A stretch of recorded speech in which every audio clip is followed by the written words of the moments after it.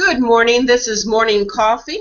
I've got my cuppa right here. I am Ann White, the founder of the Creating Calm Network, and I am with artists and authors.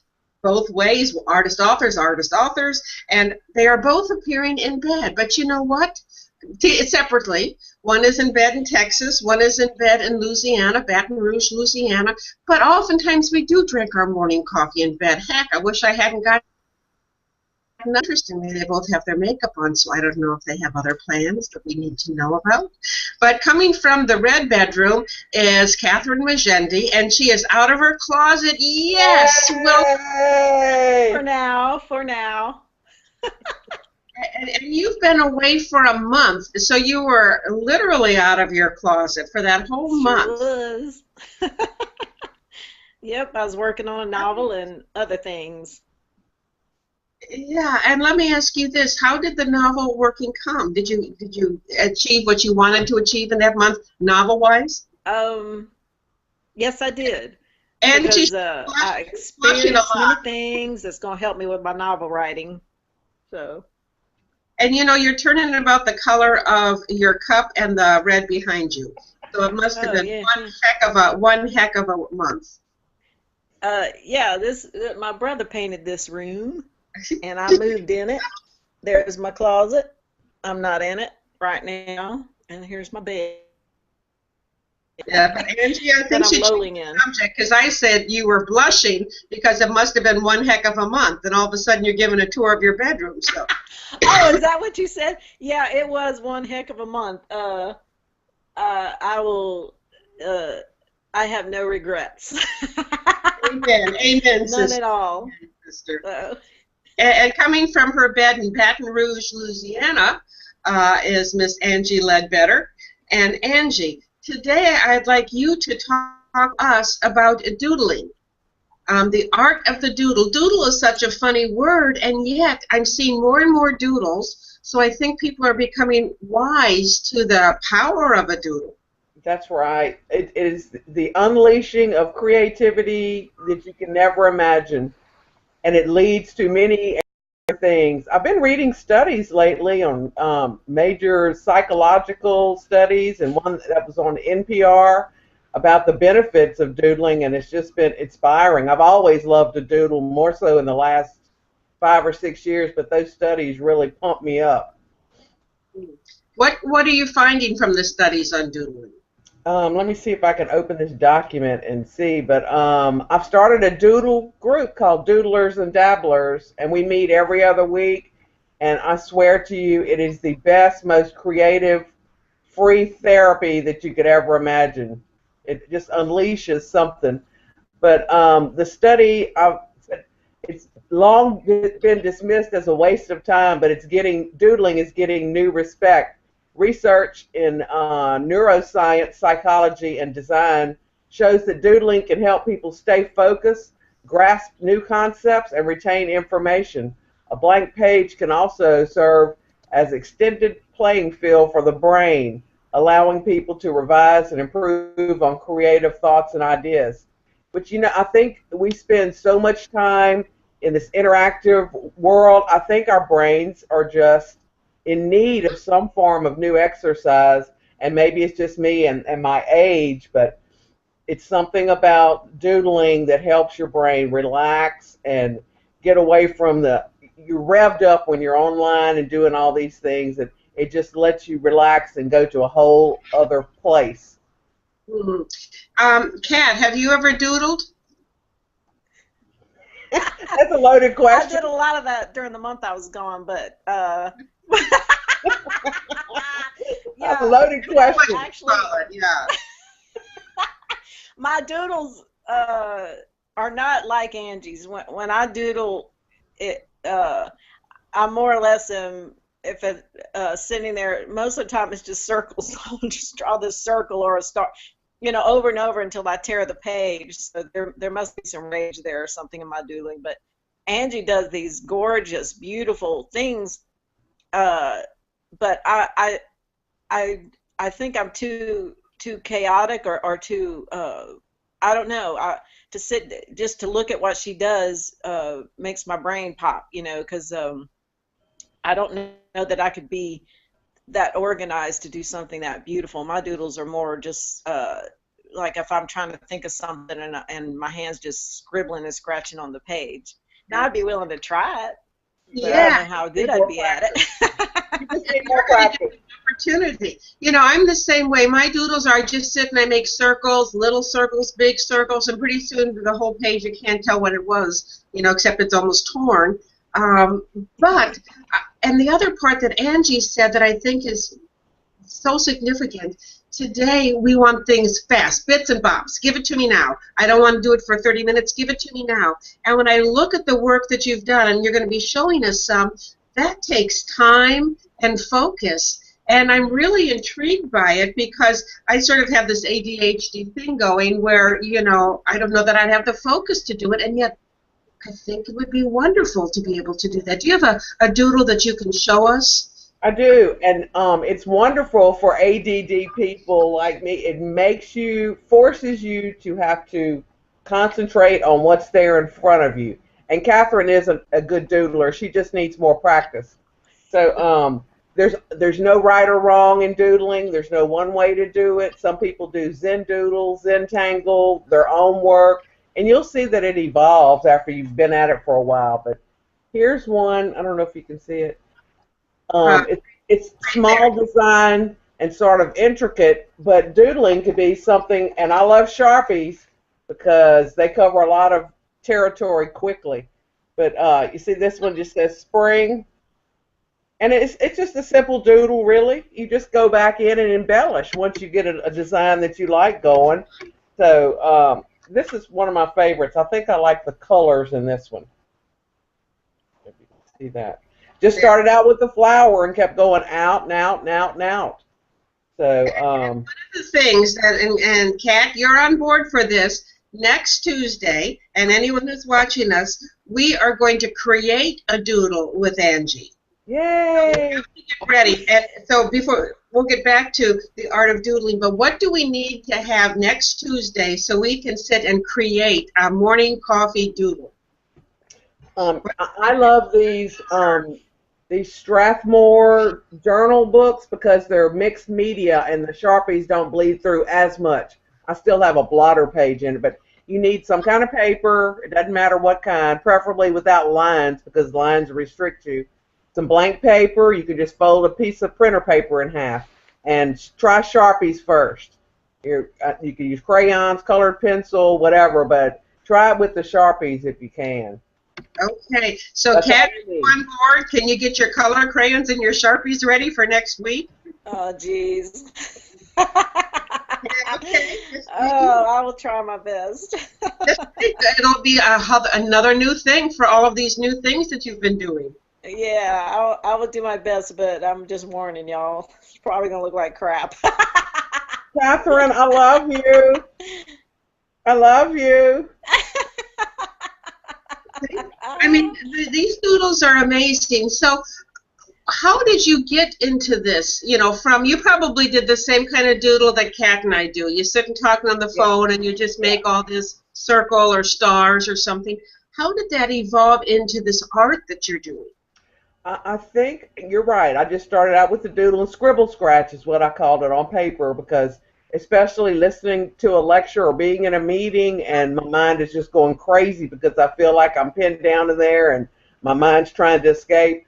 The doodling helped me to focus, and you're actually the scientific studies I was talking about, doodlers retain 29% more information in a meeting than non-doodlers. So it is doing something to your brain waves that helps you retain and focus. If you're doodling during a meeting, you're actually retaining more than the non-doodlers? Right. Recent studies, as 2014, and they've proven that. But you asked me how I got started and evolved. I took a 1-hour Zentangle class at a workshop place here, and you can Google Zentangle. They have people that teach it all over the place, certified people, teachers. I took that workshop, and then it just exploded from there. I looked up, I would Google Zentangle, Zentangle, Z-E-N Tangle. And it just went crazy from there. The sky's the limit. You can Google up patterns or ideas, and people who do Pinterest, you can pin things with designs, or you can start out printing out Zentangle or Zendoodle pages and just coloring them in. That's a good way to do it that you're not intimidated. I like to color. Yeah, but I bet you don't stay in the lines. Actually, when I color, I like to stay in the lines. It's the one time when I let the I feel like I can control the chaos when I color, and I stay all in those lines and make everything look controlled when I color. Then that's the way you do yours. You make patterns first with a pen, and then you go back in and color them in. See, that's just another way to doodle. I'll do my best. And it's interesting because both of these women are very creative. That's why I said authors and artists. They're each a combination of both. But Kat is an author of many published books, The Lightning Charmer and Sweetie and the True Grace series. But what I'm wondering, and you're working on another novel now, Angie, how do you think doodling would help a novelist who's really trying to get words on paper as opposed to doodles on paper? Doodle is just another way. It's a visual way of writing something, of saying something, of getting something out, something intimate from the inside of you out. So I would think if you're stuck in your plot line or having trouble or trying to think, if you just start doodling on your paper, it's proven that the ideas, solutions come to you when you're doodling. So I would think that the doodling helps in the process of anytime you're stuck or need a new idea or solution for your book, just let loose and do some doodling. Doodle away. It's intimidating. Doodling to me is not intimidating when I'm sitting there making circles.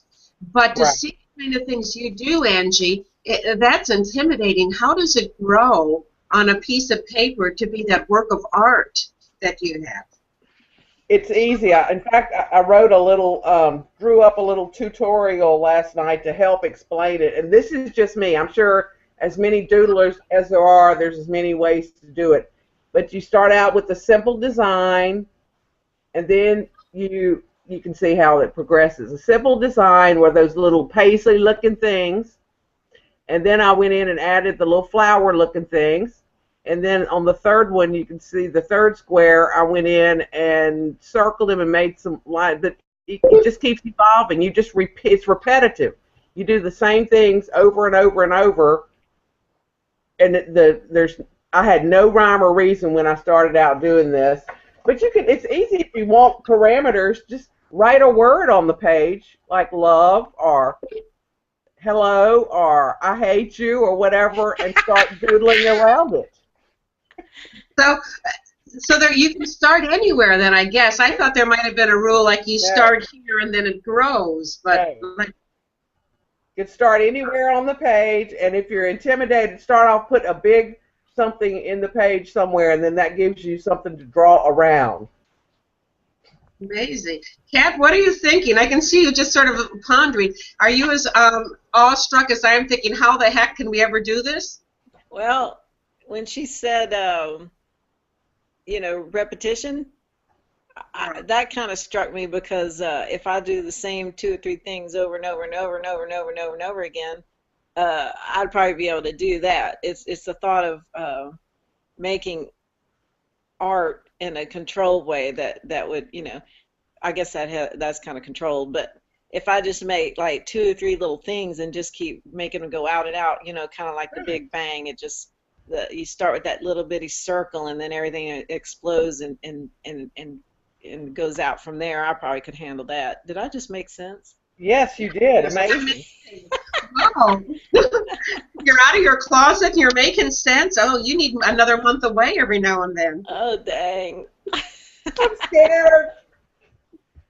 And there were a lot of firsts on that month. Do you want to share any of the firsts, or are you going to just blush? Well, I did try bacon. I haven't had bacon in like 20 or something years, and I have to say it was quite delicious. Uh, and I ate peaches with the skin on. I had a thing about not touching peaches. Couldn't stand it. To touch a peach was like, it was death to me.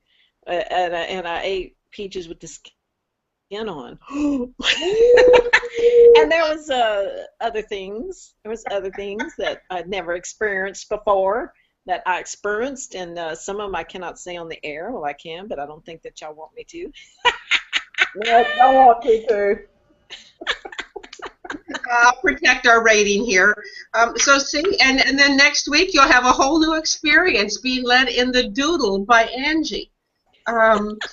Angie, when you have your Doodle group, how do most people get started? Do they start with a word, or do they start with a pull from inside out, or does it make any difference? Is it, what your mind is thinking? No, it just seemed, I looked at all the men and women's doodles that they were working on, and no rhyme or reason. I think it's as individual as the artist is. Here's a simple design, Kat. Look, I just drew a butterfly and wrote some words from Wikipedia around it, and then just copied the lines and went out and out and out and out. Can you see it? I see it. Yeah, I couldn't see the lines before, so it's the lines that make it the Doodle. Yeah. So there's all different kinds. I mean, there's no right or wrong. That's what's wonderful about it. You had some points on the cheat sheet is showing us how. Are those points on how to doodle, or is that your grocery list? The pointer, what are you talking about? What I said about what doodling does helps you with? So you showed a picture of your 4 different stages in making it doodle? Right. Right down in the corner there was some notes. Oh, the word about what to do. Okay.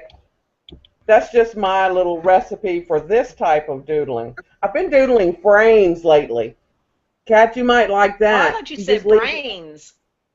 Yeah, frames. Frames, not you see brains. How I just leave a space in the middle? That way you can write or put whatever words you want in the middle. Make copies, but you see how easy that is? It's beautiful. That's circles and flowers. Pardon me? Circles and flowers. That's basically what that was, but this is the easy doodle. You choose 3 to 5 colors. That's what I found. This is what I do. Because if I do too many colors, it doesn't look coherent when I'm finished. And I like the uneven numbers, because that's how cuckoo I am. Yeah. I like odd numbers too. And then decide if you're going to outline or not. Kat, you can do your outlines first and fill them in, but I like to outline after I've drawn. Make a focal point design or word. That's what I did with these little paisleys. That was my little focal point design with these little paisley-looking fish tadpole things. And then after that, you decide if you want to color a frame around it. See how I added the little green frame? All that takes up space on the page. And Kat's so bored, she can't wait for this to end. I am not bored. I am listening. That's attention. I'm not used to seeing your attention. Then you add decorations or repeating patterns, and then you fill in the background. And I did this background with little squiggly lines. But you could just blot it out, fill it in. It's easy, fun. How long does it take you to do a doodle? It just depends on how intricate, or if I'm using small markers or large markers. But you can do a really good doodle in 2 or 3 hours if you're stuck somewhere with nothing to do, or in an airport or doctor's office, or watching TV that you really don't want to watch. But I found these jelly roll pens that I've been absorbed with lately and working on black paper. How cool is that? Wow. Beautiful. I just folded a piece of black paper in half, and so just invest in a pack of Sharpies. That's all you got to do. White on it. Yeah. Okay. I can't imagine. I mean, it blows my mind. Paints would be very liberating. How do you think it's therapeutic? Because when your part of your brain is absorbed in making those repetitive designs, there's some part in your left brain that is let loose. It's like any repetitive thing you do. You know, like writers often or poets depend on the mundane chore to loosen ideas. While you're vacuuming or showering or driving, you always get these good doodling. It unleashes something because part of your brain is absorbed in this chore. The creative part is let loose, and the things that people have revealed in a 2-hour doodle meeting are amazing. It just seems to unleash some emotion, some secrets, some things that are weighing on them, and I guess it's a safe environment. Everybody's basically doing the same thing in a closed space when we go to these doodle meetings, and it's just therapeutic in a lot of ways, but if nothing else, your creativity will get bumped up. It's just What you described sound like when I'm writing. Secrets are often revealed when I just go into my space and write. It's the same kind of thing. Your subconscious takes over, and your inner things that maybe you've hidden or are hidden from you will Bingo. come out when I'm writing. So it's the same kind of ideals. Like later on, like I'm sure I'm wondering, like after I write something, sometime I'll go back and read it. I'll say, oh, that was a long lost memory I didn't even realize I had, or something familiar about it. Oh, I didn't realize that I was feeling that way, and somehow that came out in my writing, or there's some secret came out or something like that. And I guess when you finish one, you may look at it and see all kind of secret hidden things in there, and maybe nobody else would ever know, but you would. Exactly. So, And the writing, your pen or on the paper or your fingers on the keyboard unleashes something, whether you're doodling or writing. It's the same thing. Part of your brain's captivated with the other part is set loose. I just am sitting here amazed by this whole concept, because I can even think of times when I was in school where you'd get in trouble for doodling. Yep. And now it's different. Maybe if more people knew about doodling, you wouldn't get in trouble so much, because I was always in trouble for making doodles when I was in school. That's right. I was a special needs teacher, and I never, ever stopped my students from doodling, scribbling, flipping through a magazine, because I guess I just knew intuitively if they were doing that with their hands, they were absorbing what I was saying about English or science or whatever. I never discouraged that. I wonder, Angie, since you do other forms of art, how doodling compares to if you're going to do a painting. In other words, you need a different focus when you're painting versus when you're doodling. If you're doing something realistic, I'm taking an art class like drawing the head, learning the eyes and nose, and it's totally different because there's something you're achieving you have to follow to create something. In doodling, there is no end product that you have in mind. It's like it's organic and it comes out, it leads you. When you're doing other kind of arts, you lead it. But it does lead to other kinds of things. I've used doodling in my poetry for visual poetry, creating in this little book I've been working on, I got from a thrift store for like 3 years now, where you find your own poems within the text and then you doodle around it. So it does lead to other sorts of creativity, and I'm sure there's other things I'll concentrate on when I get through with this book. But yeah. That is just amazing.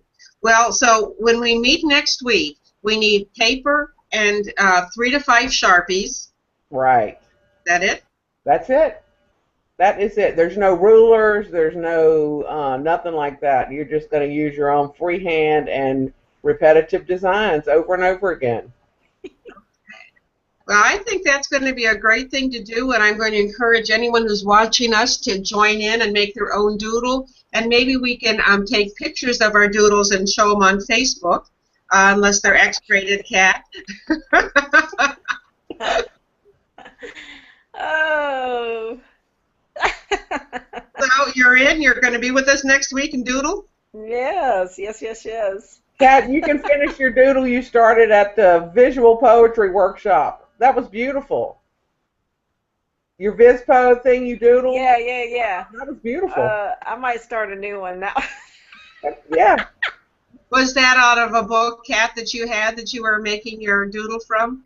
I took Angie's poetry, visual poetry class, Vispo class with Angie while I was down there in Louisiana, and and I found that interesting because the book I was given was an old Sherlock Holmes book, and I thought, what am I going to find in here? But it actually worked well with the darker part of my mind, and I was, and you like circle words until you make a poem out of it, and the poem, that came out was kind of dark, but I like dark poetry, that's where I explore my more darker things is through, poetry. And so I circled these words to make a poem, and then but where it fell apart was when I had to like color around it, and then that looked like crap. But the poem itself, I was real excited about that. So I'd like to do more of that. Maybe that's how I'll express my doodling next week, is by something like that, where I can start, because I'm so chaotic. Sometimes I have to start with something really controlled, or it's just way too chaotic. So I may do it that way. We'll see what happens. Bring a piece of a book to work on. Yeah, that Sherlock Holmes book. I may do that again. So and then do my Sharpie stuff or whatever around some words. If I can have some words in it, that might help me to focus a little bit. So. Okay, well, that's pretty neat. The book you're writing, you going to give us any clues as to what it's about? It's a novel, I imagine, because you're a novelist, a storyteller, an excellent storyteller. Though it's difficult. I know we're supposed to, when people ask writers what your book's about, we're supposed to just start, say these things and be real succinct, but I'm always really bad about that, like I guess a lot of all other writers are. But I will say this is a little bit different book. It's falling into the mind of I never wanted to write about a writer. I always hated that, but this time I am. That it's falling into the darker or more. It's when a writer is too isolated, and her world begins to meld into the world of her characters a little bit too much. And that's what I'm working on right now. So it actually has some real things in my life in it, and it's fiction as well, but nobody's going to know which things are fiction and which are the real things that happen. But it as she becomes more isolated and more, I don't want to say crazy, but more isolated, the real world becomes more fuzzy, and the world of her characters becomes more real to her. And that's the direction I'm going. And I've been writing it for a while, and I just love this book because it's allowing me to explore things that I couldn't explore with my other books, in a way that and it's a little bit difficult to write, so it's challenging me too. So because I'm having to go in a different direction, but it's going to have sex in it, so that's kind of going to be kind of fun. And because my other books, I've always, except for The Lightning Charmer, had some sex in it, but I've always been kind of careful about that, but contained with that. But this book isn't going to be as contained. I'm going to let it all fly out however it wants to. This is autobiographical at all, is it? Yeah, there's a lot going to be a lot of me in this book, but I'm not going to tell anybody which things I really did and which things are the character, which things are fiction. I'll just let everybody try to figure that out for themselves, or the people involved will go, will know. So yeah. I'm not going to name names.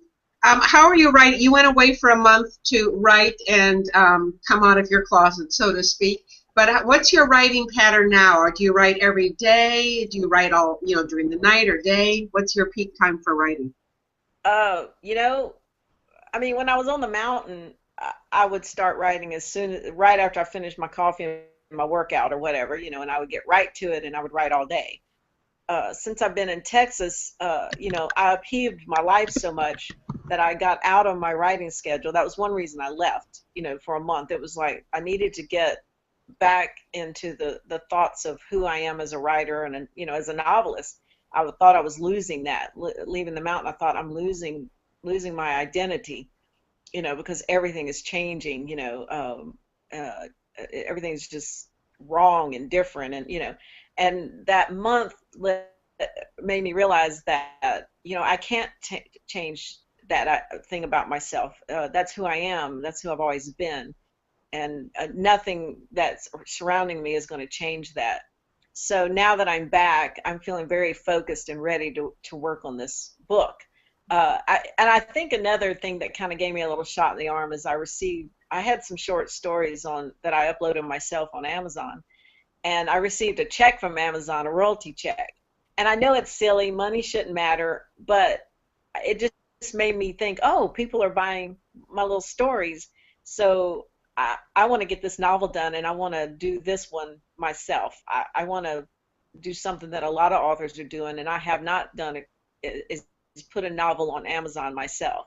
So I'm excited about that, and I'm ready to get to work. And yeah, I'll be my schedule. I'm gonna have to find a way to do my schedule that works for me in this new environment. So it's all kind of up in the air, but I imagine I'll be working around other things that I'm having to do. So like your doodle. You know, you got to work around your doodles. I'm sorry? You have to work around your doodling. Oh, yeah. Oh, this has been great. You know, it's so nice. We haven't seen each other for about a month.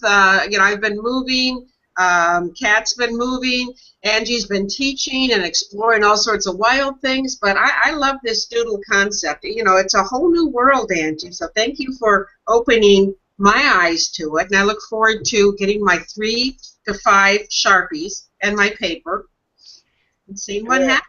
It'll be fun no matter what. Even if you end up throwing it away, it wasn't wasted time. You exercised your brain, and that's important to me at this age.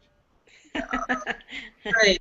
Any other thoughts on doodling before we say adieu to each other? I like the fact that it helps with focus. I think that's great. I think it sounds like it opens up creative doors. It helps with focus and retention, and I need both of those, and unleashing creativity. So it's win-win to me. No doodle is a waste of time. It's a brain exercise. That sounds great. So anybody watching, come doodle with us next Tuesday, 9 o'clock. Bring your Sharpies, and let's see what happens. So have a wonderful week. Welcome back to Texas, Kat. I love your seeing you in your new environment.